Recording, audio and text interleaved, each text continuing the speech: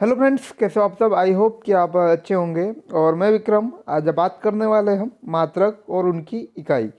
तो जो साइंस के वाले स्टूडेंट है दोस्तों, तो यहाँ पर आपके लिए बहुत इम्पोर्टेंट रहता है कि आपको जो मात्रक हैं उनकी इकाइयाँ भी याद रहना बहुत ज़रूरी है। और चाहे कोई सी भी कंपटीशन एग्ज़ाम हो तो उसके लिए तो इम्पोर्टेंट बनता है, क्योंकि साइंस के क्वेश्चन अक्सर एग्ज़ाम में आते हैं और ये आना तो आम बात है। तो इसलिए दोस्तों जो इम्पोर्टेंट है या जो एग्ज़ाम में आने वाले हैं उन क्वेश्चनों का हम संग्रह करके आए हैं, तो आपको बताएंगे कि कितने इम्पोर्टेंट क्वेश्चन है जो मात्रक और इकाई से संबंधित है। तो वीडियो को स्टार्ट करने से पहले यदि आप चैनल पर नए हो या पहली बार विजिट कर रहे हो तो चैनल को सब्सक्राइब ज़रूर कर दें। और हाँ, वीडियो को लाइक कर दे, कमेंट कर दे, शेयर कर दे। तो बात करते हैं दोस्तों। पहला पहला है शक्ति का मात्रक है। शक्ति का मात्रक वॉट है, जिसे डब्ल्यू से डिनोट करते हैं। तो एक तो इम्पोर्टेंट है ये। इसके बाद बल का मात्रक, तो बल यानी जो फोर्स यानी पावर होता है, तो उसे हम दर्शाते हैं न्यूटन से। तो बल का जो एसआई मात्रक है वह होगा न्यूटन। इसके बाद कार्य, तो कार्य का जो मात्रक है उसे जूल कहा जाता है। तो कार्य जूल। इसके बाद चालक की विद्युत प्रतिरोधकता का मात्रक, तो जो दोस्तों जो विद्युत प्रतिरोध होता है उसका जो प्रतिरोधकता जो होती है उसका मात्रक ओम मीटर है। जो प्रतिरोधकता होती है उसे विशिष्ट प्रतिरोध के तौर पर भी जाना जाता है, जबकि जो चालक का केवल ओनली प्रतिरोध होता है उसका मात्रक ओम होता है। तो यहाँ तक क्लियर हो गया होगा दोस्तों। और आप जो ओम है उसको ऐसे डिनोट करते हैं। तो ये है ओम का सिंबल। इसके बाद बात करते हैं प्रकाश वर्ष। तो प्रकाश वर्ष की दूरी, प्रकाश वर्ष की इकाई है। तो प्रकाश वर्ष जो है दूरी का इकाई है। इसके बाद नेक्स्ट, प्रकाश वर्ष वह दूरी है जो एक वर्ष में तय करता है। तो प्रकाश वर्ष किसे बोलते हैं दोस्तों? जो एक वर्ष में प्रकाश द्वारा चली गई न्यूनतम दूरी को प्रकाश वर्ष कहते हैं।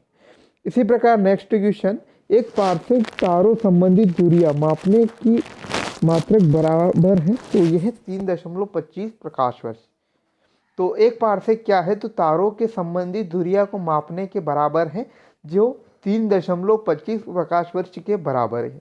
इसके बाद जो इम्पोर्टेंट है वह है पार्सेक। तो पार्सेक मात्रक है दूरी का। ये क्वेश्चन अक्सर दोस्तों पूछा जाता है, और ये दहेड़ वाले स्टूडेंट ये ध्यान रखें कि ये आपके लिए तो बहुत इम्पोर्टेंट है, क्योंकि ये क्वेश्चन पहले भी पूछा जा चुका है और अभी भी आ सकता है। इसके बाद एम्पियर मापने की इकाई है। तो यह है धारा। दोस्तों जो धारा यानी विद्युत धारा है, तो उसको मापने के लिए एम्पियर है। इसके बाद मेगावाट बिजली के मापने की इकाई है जो उत्पादित की जाती है। तो मेगावाट बिजली के नापने की इकाई है जो उत्पादित की जाती है। इसके बाद त्वरण का मात्रक है दोस्तों त्वरण। त्वरण जिसे आप ए से डिनोट करते हैं। तो वेग में परिवर्तन को त्वरण कहते हैं। तो यह मीटर प्रति सेकंड। तो वेग में परिवर्तन, तो बात करते हैं तो v/t। तो वेग में जो परिवर्तन होता है उसे ही समय के साथ वेग में परिवर्तन को त्वरण कहते हैं। आवेश का मात्रक, तो जो आवेश है q, तो उसका जो मात्रक है न्यूटन सेकंड। तो जो एफएस के आप डिनोट कर सकते हो आवेश का मात्रक q यानी न्यूटन सेकंड। ऊष्मा का मात्रक, तो ऊष्मा का मात्रक कैलोरी है। ये भी इम्पोर्टेंट। समुद्री जहाज की गति मापी जाती है। तो जो समुद्री जहाज की गति होती है उसे नॉट के माध्यम से मापी जाती है। तो इम्पोर्टेंट ये भी बनता है। इसके बाद नौ संचालन का मात्रक है। तो समुद्री जहाज की गति मापी जाती है नॉट से, और यह नौ संचालन का मात्रक, तो ये नॉटिकल मील। नॉटिकल मील यहाँ से इम्पोर्टेंट। इसके बाद बात करते हैं नेक्स्ट, तो विभवांतर। विभवांतर जिसे वो से डिनोट किया जाता है, तो इसे वोल्ट से मापा जाता है। प्रकाश के तरंग दैर्घ्य का मात्रक, तो ये है एंगस्ट्रॉन। दोस्तों जो एंगस्ट्रॉन है से प्रकाश के तरंग दैर्घ्य का मात्रक है। तो अगर एंगस्ट्रॉन के बारे में अगर बात करें तो एक एंगस्ट्रॉन बराबर 10⁻⁻10 मीटर। तो यही होता है और इम्पोर्टेंट भी होता है ये। इसके बाद एक हॉर्स पावर में कितने वाट होता है, यानी एक अश्व शक्ति बराबर 746 वाट। तो इम्पोर्टेंट ये भी है। इसके बाद ऊर्जा का मात्रक, अभी हमने बात की दोस्तों ऊर्जा का मात्रक, ऊर्जा और कार्य दोनों का मात्रक जो है जूल ही होता है। इसी प्रकार नेक्स्ट दाब का मात्रक पास्कल, तो जो फोर्स होता है यानी हम दाब लगाते हैं तो उसका मात्रक जो है पास्कल है। इसके बाद उच्च वेग को प्रदर्शित करता है तो यह है मैक। इसके बाद ध्वनि की प्रबलता का मात्रक तो डेसिबल। डेसिबल यहाँ से इम्पोर्टेंट बनता है दोस्तों, क्योंकि अक्सर एग्जाम में यही पूछा जाता है कि ध्वनि की प्रबलता का इकाई। इसके बाद नेक्स्ट शक्ति की इकाई है तो अश्वशक्ति, तो अभी हमने बात की यानी हॉर्स पावर। शक्ति जो मापी जाती है उसे अश्वशक्ति या हॉर्स पावर में मापी जाती है। नौ संचालन की दूरी की इकाई है तो समुद्री मील। फिर नेक्स्ट क्यूरेसेक से मापा जाता है तो जल के बहाव, दोस्तों जल के बहाव को क्यूरेसेक से मापा जाता है। और अक्सर आपने सुना होगा कि जब किसी बड़े बांध या गेट को हम खोलते हैं तो वहाँ पर पानी की जो मात्रा होती है या बहाव होता है उसे क्यूरेसेक से मापा जाता है। इसके बाद नेक्स्ट ओजोन परत की ऊंचाई को मापी जाती है तो डॉप्सन, यह इम्पोर्टेंट है। ओजोन परत की जो ऊंचाई होती है उसे डॉप्सन से मापा जाता है। इसके बाद नेक्स्ट महासागर में डूबी हुई वस्तुओं का पता लगाने के लिए किस यंत्र का प्रयोग किया जाता है, तो सोनार। सोनार का प्रयोग किया जाता है दोस्तों जब किसी जो महासागर में डूबी हुई वस्तुओं का पता लगाने के लिए। इसके बाद नौ संचालकों द्वारा प्रयोग में लाया जाता है तो यह भी सोनार होता है। इसके बाद नेक्स्ट ध्वनि की तीव्रता मापने वाला यंत्र तो ऑडियोमीटर। ऑडियोमीटर के माध्यम से दोस्तों ध्वनि की तीव्रता की इकाई मापी जाती है। इसके बाद वायु की चाल मापने का यंत्र तो ये एमिनोमीटर। इसके बाद विद्युत प्रतिरोध, अभी हमने कुछ देर पहले बात की इसी के बारे में, तो यह है ओम। इसके बाद नेक्स्ट है विद्युत आवेश। विद्युत आवेश है उसका मात्रक है कूलाम। और करंट यानी विद्युत धारा का जो मात्रक है वह है एम्पियर।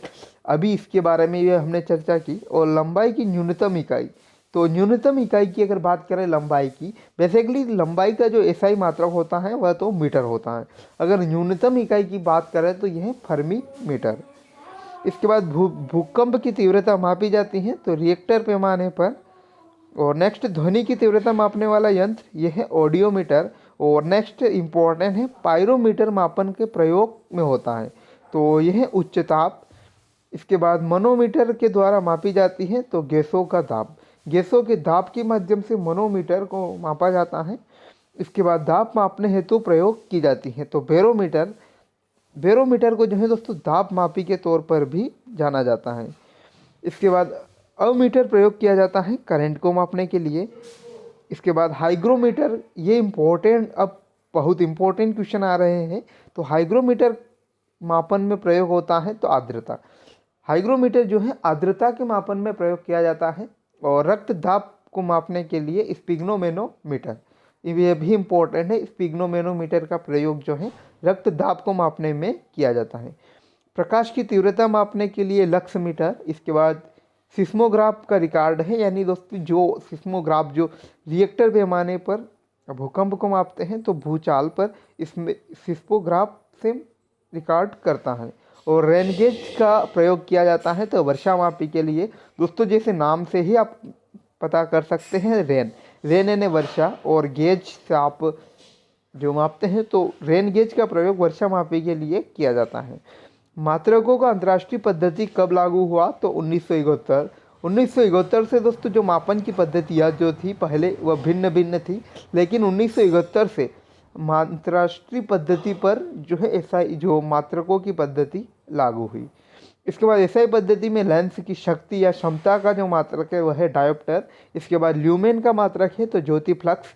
और कैंडेला मात्रक है ज्योति तीव्रता। ये दोस्तों एसआई पद्धति के मात्रक है ल्यूमेन जो ज्योति फ्लक्स। इसके बाद कैंडेला ज्योति तीव्रता।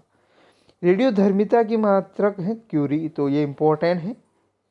और दोस्तों आई होप कि आपको वीडियो पसंद आया होगा और आप चैनल को सब्सक्राइब ज़रूर करेंगे। Thanks for watching. मिलते हैं ऐसे ही इंटरेस्टिंग वीडियो के साथ, और चैनल को सब्सक्राइब ज़रूर कर दीजिएगा।